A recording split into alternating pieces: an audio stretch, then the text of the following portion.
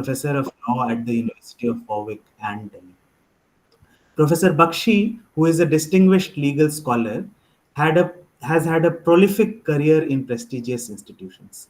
He began teaching at the Sydney Law School and later became a professor at the University of Delhi and University of Warwick. He has held visiting positions at various law schools globally, teaching courses in law, comparative constitutionalism, legal theory, and human rights.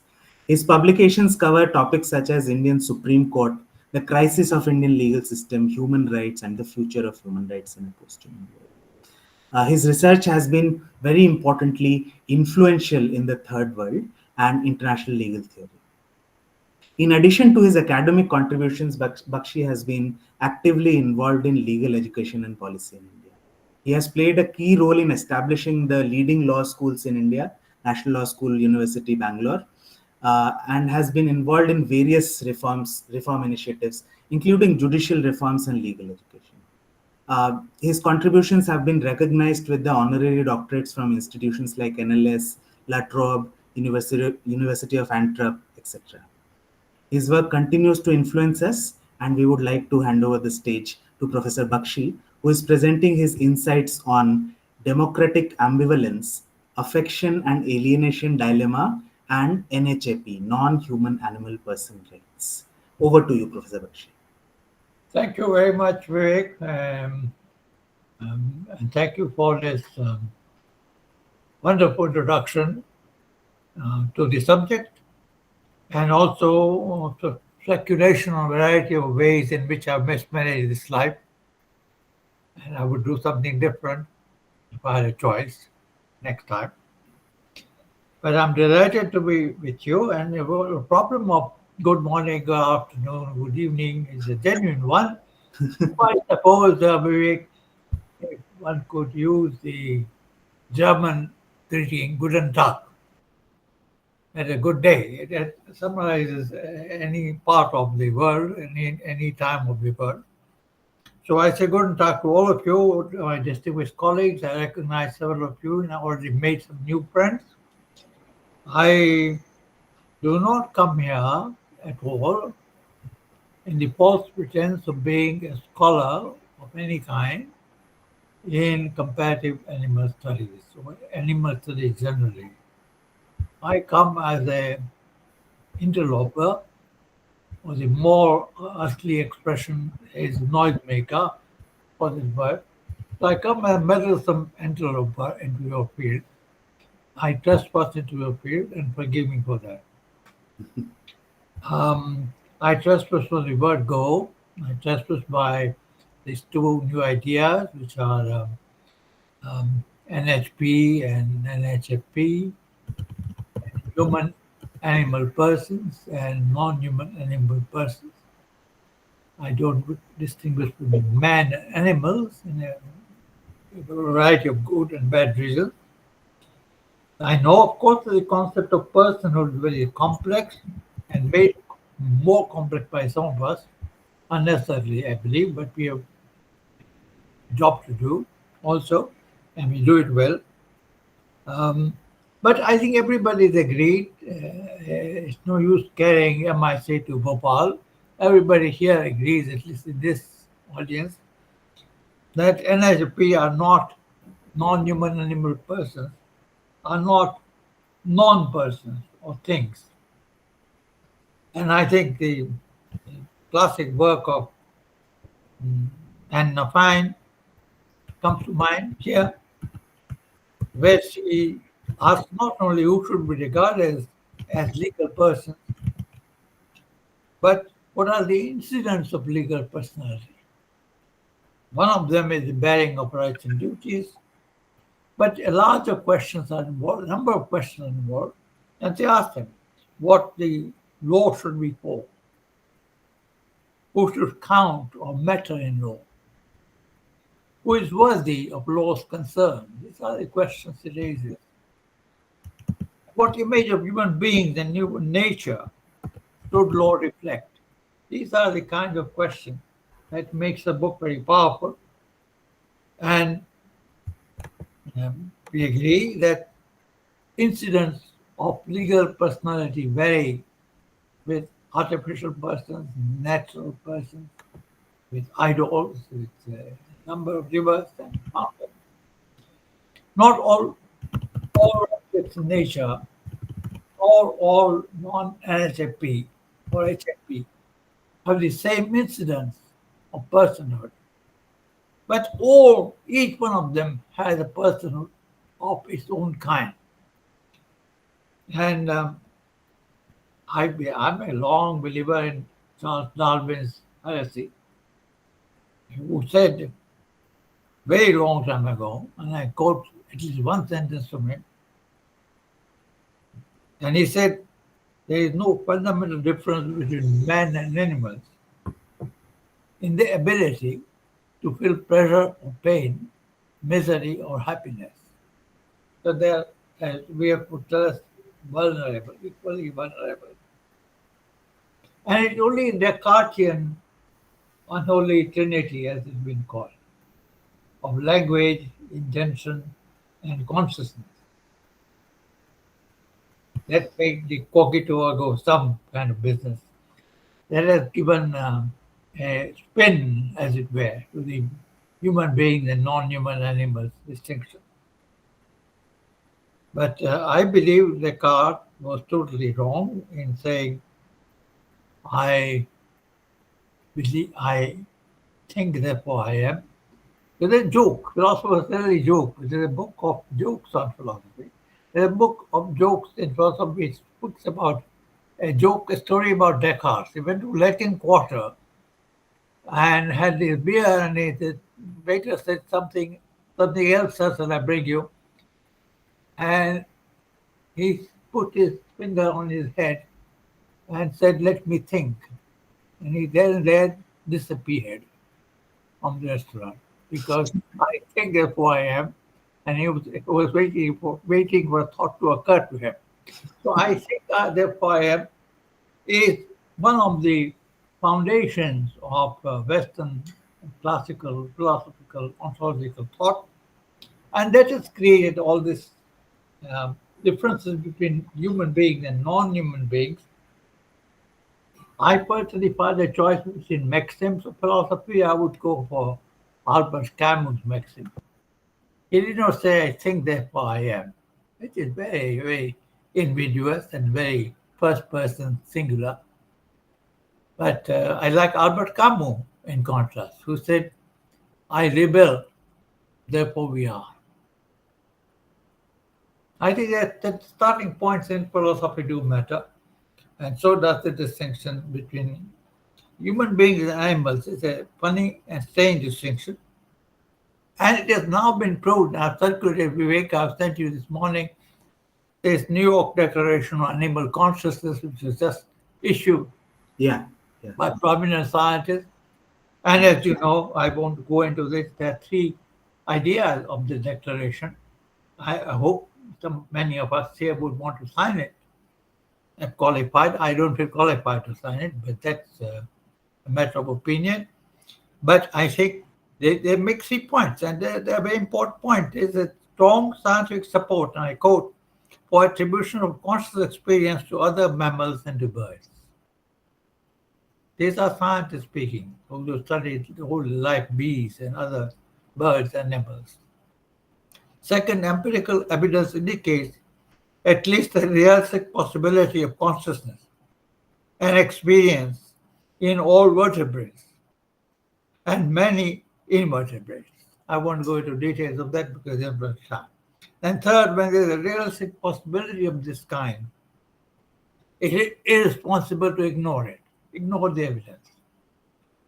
Therefore, we must be other regarding as a method not of moral altruism, but compelling scientific necessity.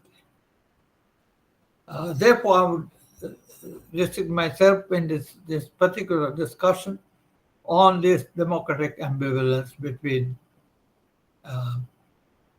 various kinds of persons. And I take the description of personhood as vulnerability, as Heidegger said, as thrownness in the world, that every human being is born somewhere in certain context and dies, of which you have no control. So we are all vulnerable beings. And coming from law, I do recognize that, in a sense, vulnerability has been recognized very early on in the concept of law by Herbert Hart in 1961. His concept of law, although he did not have much talking conversation with Heidegger, that doesn't matter.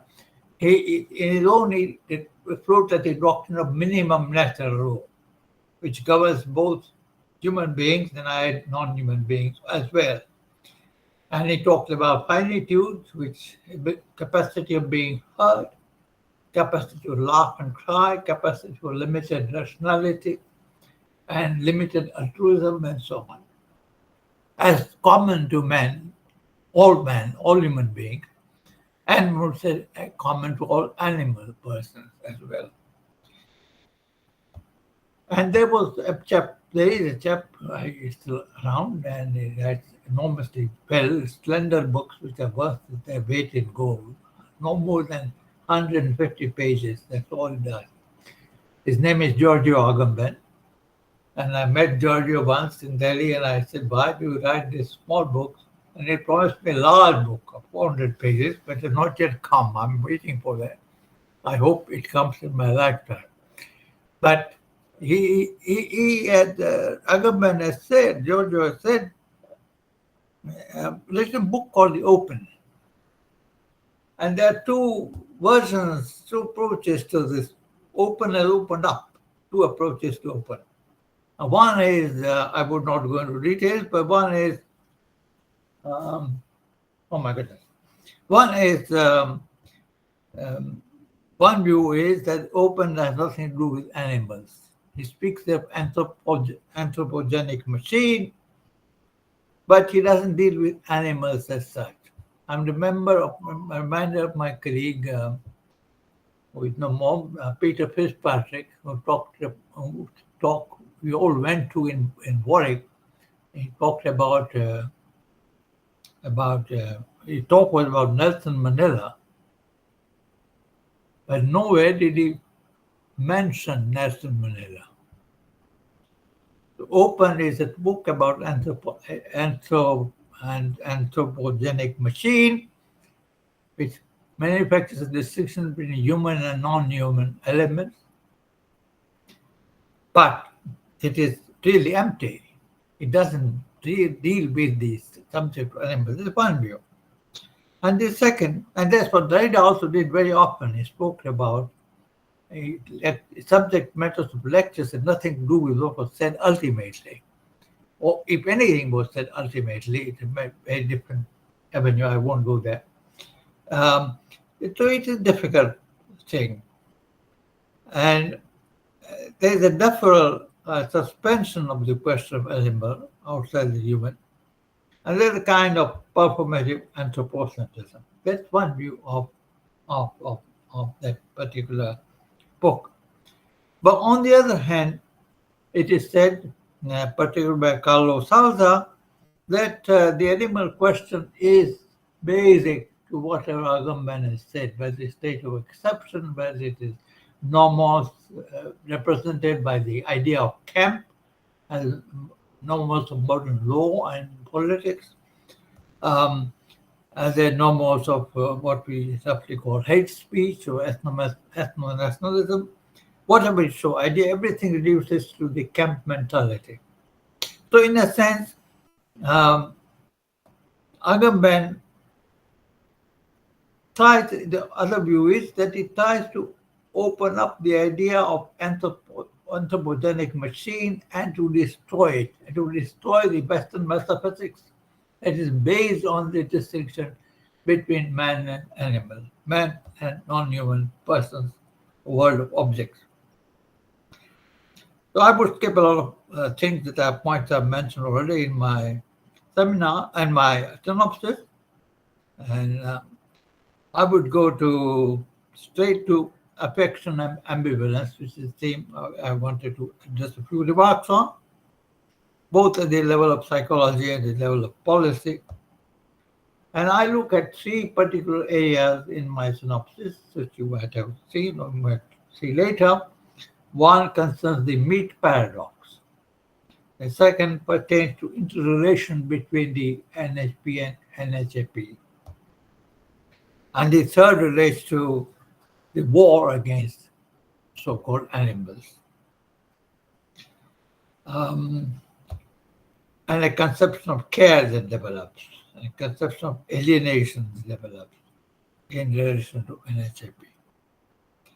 I won't go. I have some remarks on religion. I quote Wendy Dorninger and Derrida in my synopsis. I won't go in, but given the time constraint, let me go to these three things.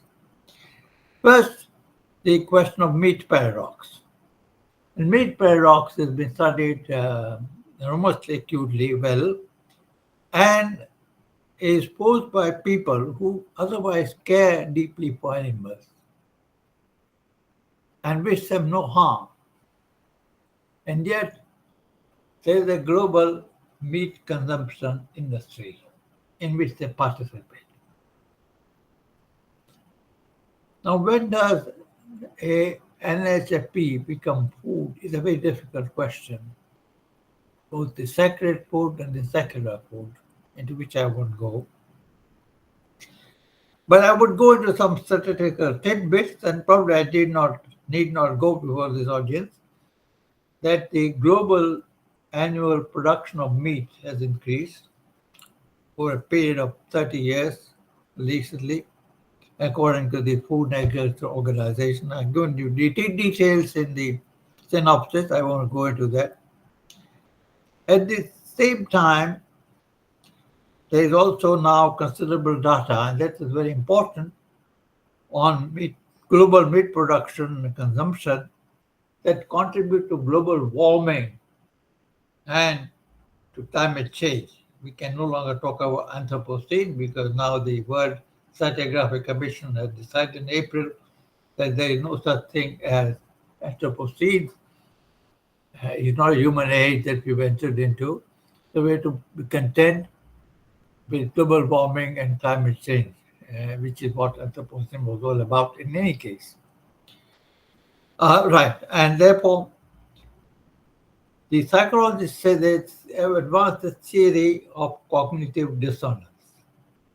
Faced with cognitive dissonance, caring for animals, loving them, and yet global meat production rising, and the meat consumption rising in the world, there are three ways to deal with it.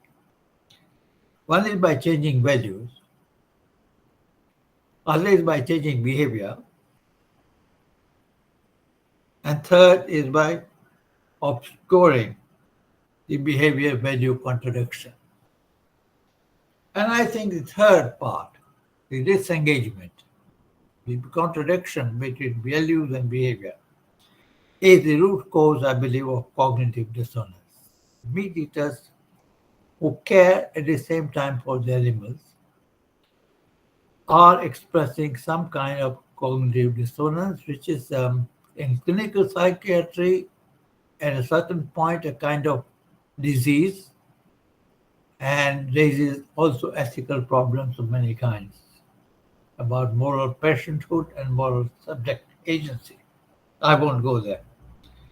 So I think, and of course, if you take into account the current figures on how much carbon dioxide is contributed by meat consumption, we are all against Anthropocene, we are more against global warming and climate change, and we are all prepared to lessen our carbon footprint. Look at the seminar taking place, hopefully, without any carbon footprint. So we are taking steps, so we're changing our lifestyle in certain ways, webinars and all that. But the potential of CO2 of meat production is about 25 to 300 times higher, the potential of harm, than global warming and climate change as traditionally conceived. So it is meat consumption also affects the future of extinction. Now, of course, I can't answer the question, but I can raise it. What is wrong with extinction? I cannot go there. What is wrong with total destruction of species, human and non-human, is a question that awaits a different kind of examination and will lead to a different kind of future generation ethic, into which I won't go just now. Now, finally, therefore, not finally, on the second idea of multifaceted and complex relationship between. Tell me when my time is up. I'm coming to an end very shortly. As I said to you earlier, I exercise my human right to incoherence at the maximum level, and I'm now very shortly going to end. As to the question of relationship between NHAP and HAP, we all recognize the role of empathy, of attachment, of mercy sometimes, of care at other times. But what is unusual in psychological literature that I read, and thanks to Vivek for making work so hard on this particular aspect, what caught my interest was the idea that anthropomorphism may be a good thing after all, because that will account attributing human-like elements to pets or to other kinds of non-human animal persons does furnish a new kind of basis for, and you just read Donna Haraway on a book on companion species and how one can love dogs, and many other ideas exist. I won't go there. So I had read Foucault, and I read Foucault like all of us have done, and I've read it, but never when he talks about power being both positive and negative. I never applied it to anthropomorphism.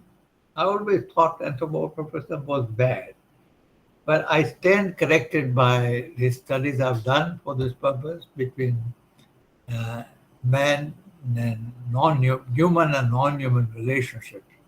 That anthropomorphism is a positive force for animal rights protection, non-HAP rights protection. And to some extent, it is important to work on this further. And then on the question of the idea of alternatives. Particularly a book here suggested John Miller's book to you in my footnote of my footnote. What we are confronted with, dear friends, is not merely individual lifestyle,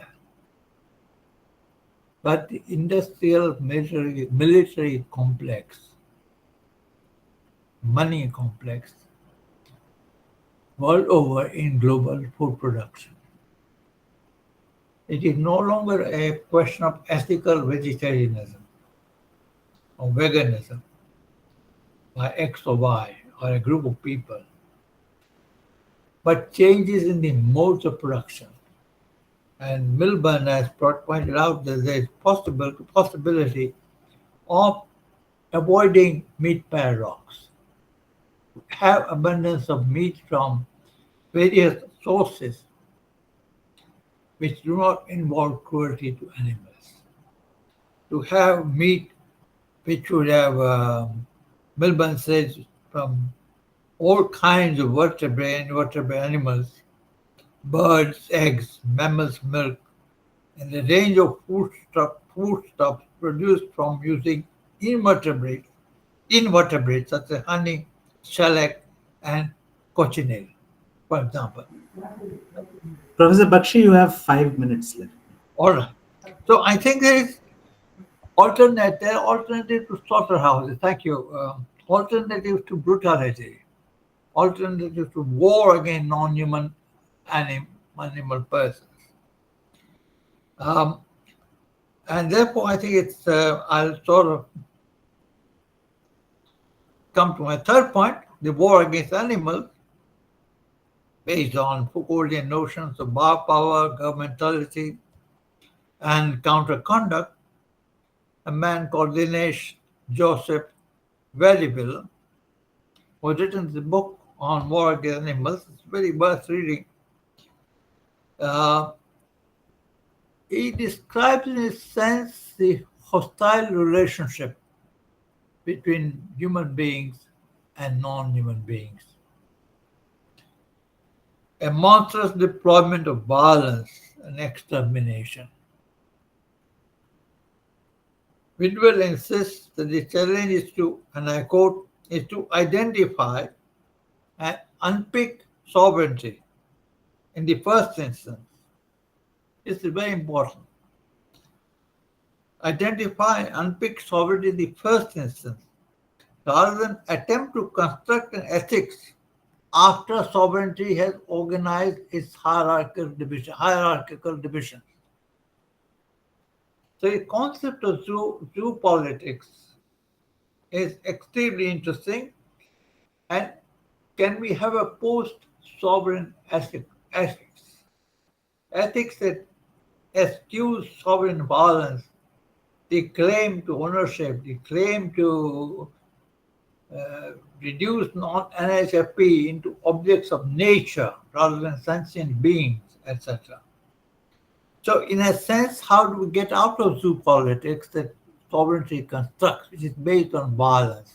And I raise the question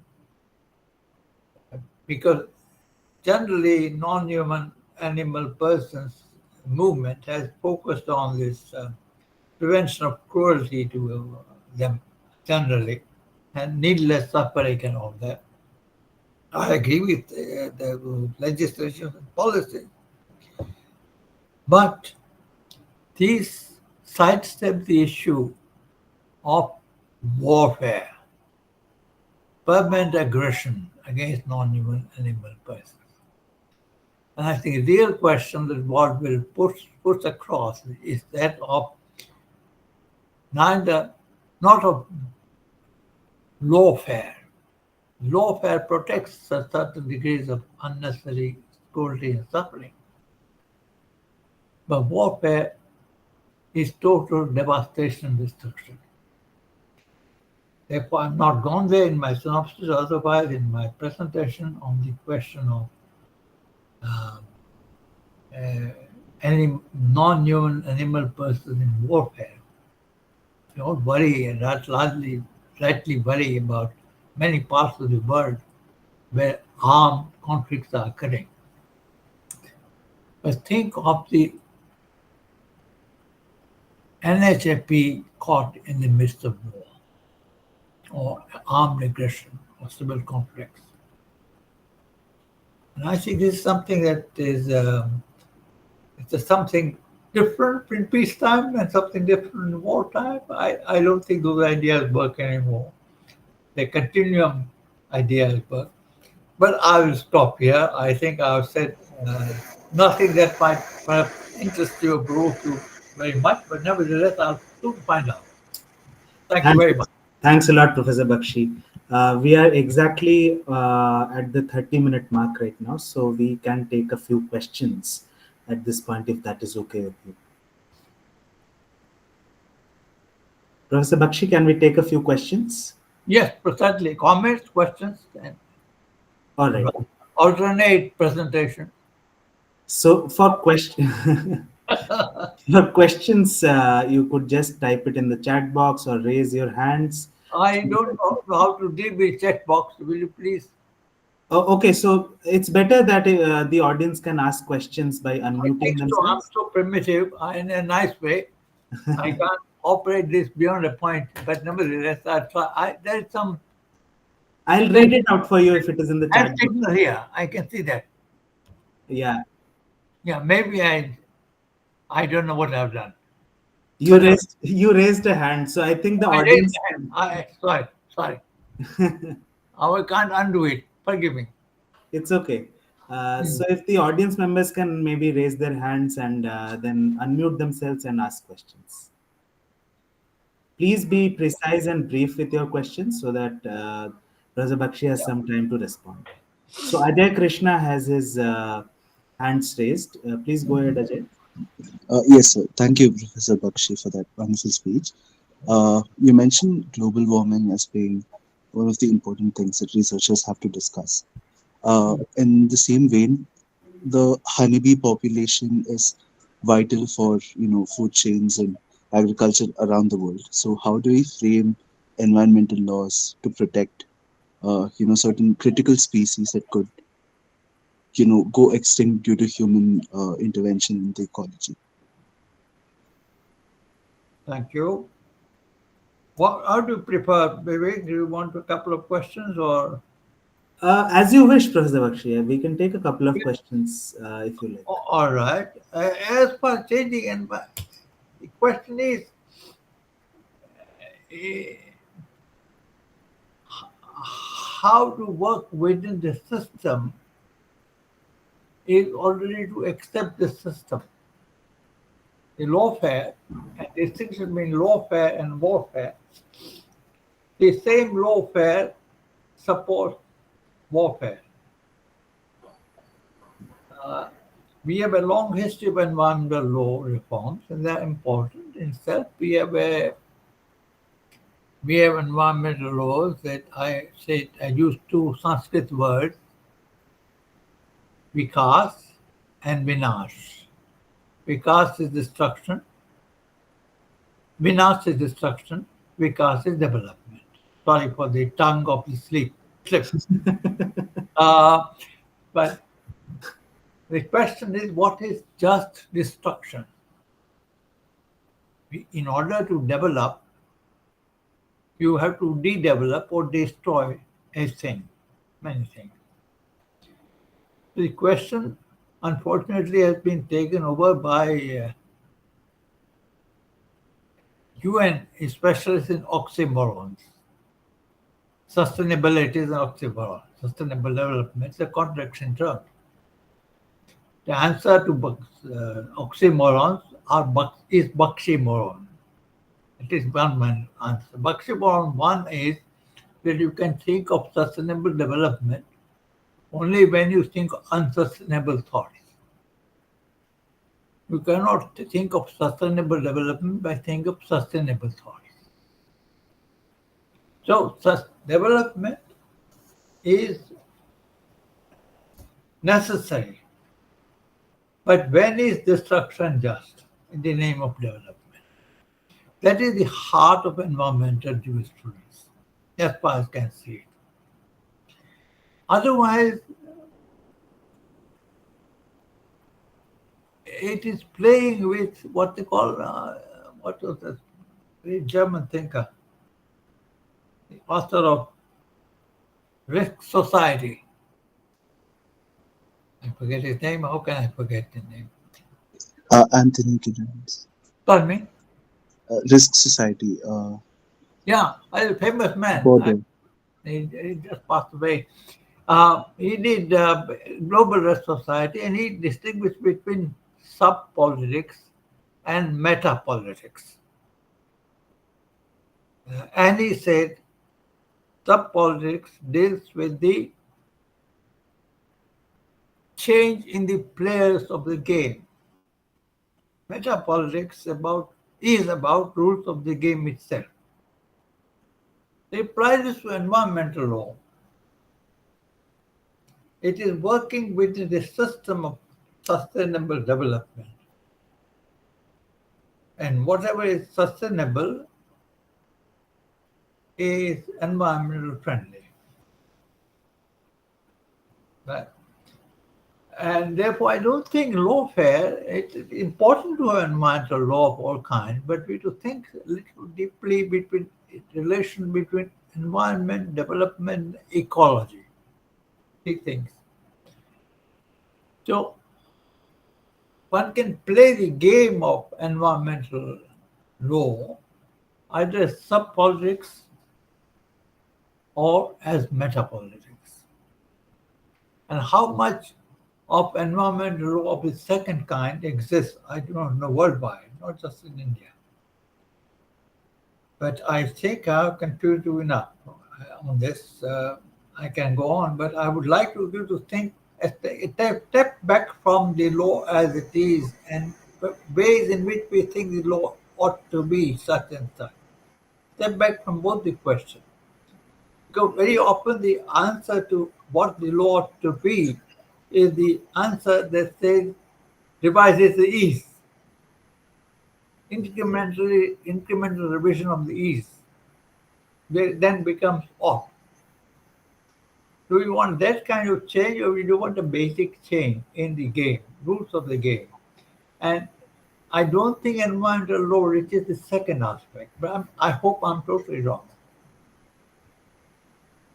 Yeah, all right. So we have around 4 minutes left. We can maybe take one more question. Is there anybody who wants to ask a question?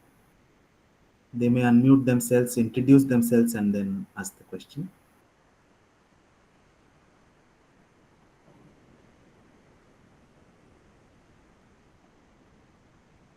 If there are no questions, Professor Bakshi, I have a few questions.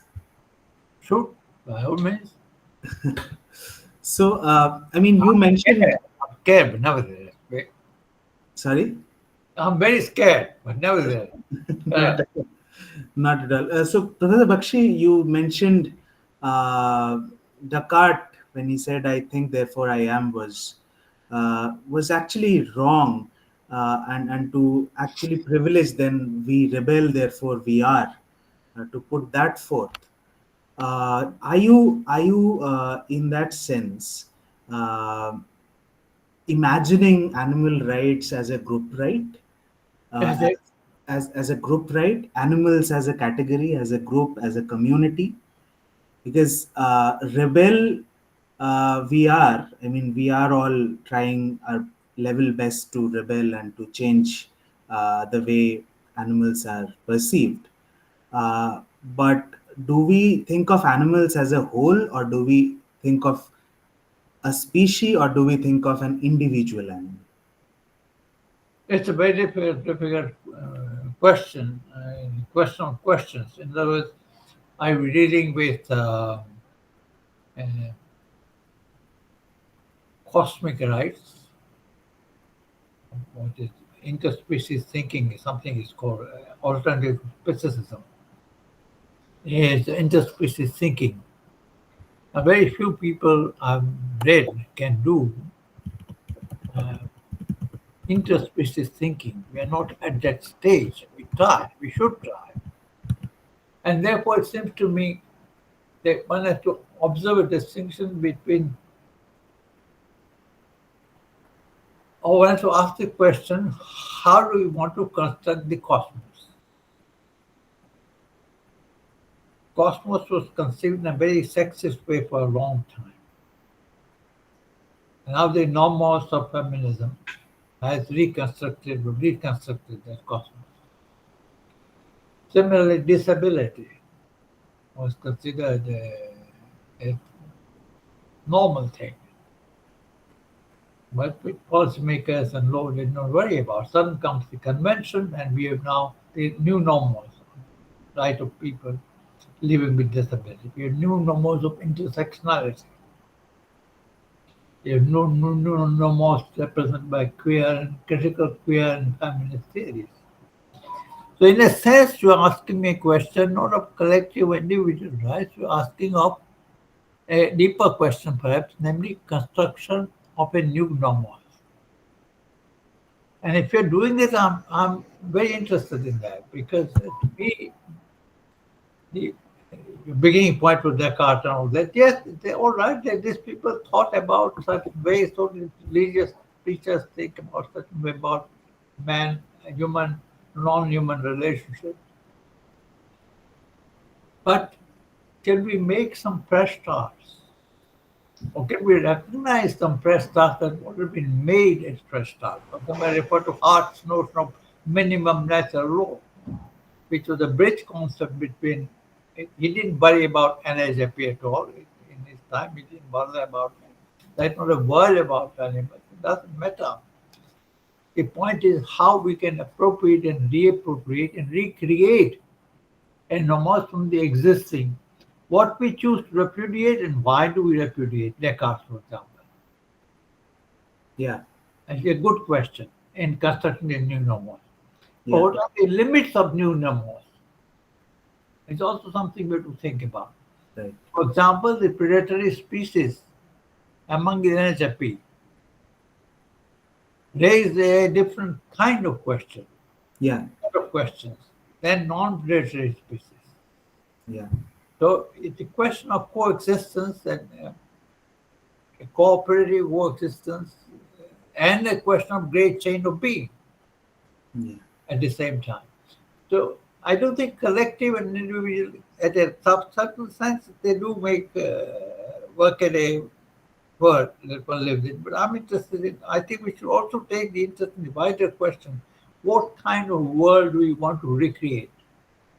Yeah. That's amazing, Professor Bakshi. Thank you so much. I mean, it opens up so many doors for people who worry about the theory of animals and the idea of animals. I think Shreya would love to thank you for the session. I mean, all of us enjoyed and loved it.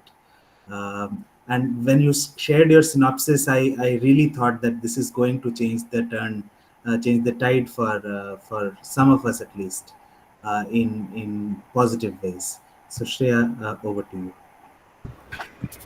Thank you, Professor Bakshi, for that enlightening keynote. We were part of a very powerful moment today to witness one of the world's most eminent thinkers and thought leaders speak on the rights of non human animal persons. This is truly a milestone in the journey of animal rights jurisprudence. Animal rights is truly emerging as the next frontier of social justice. This talk has been recorded, and we hope that it will inspire and move future generations of lawyers and animal advocates for years to come.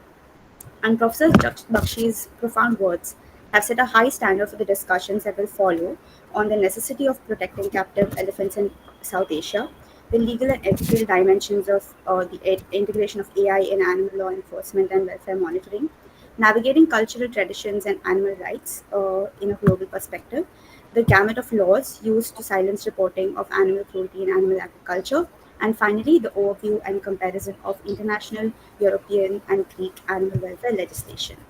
So we will now begin the postgraduate workshop with presentations from LLM, MSL, and PhD candidates and postdoctoral research fellows.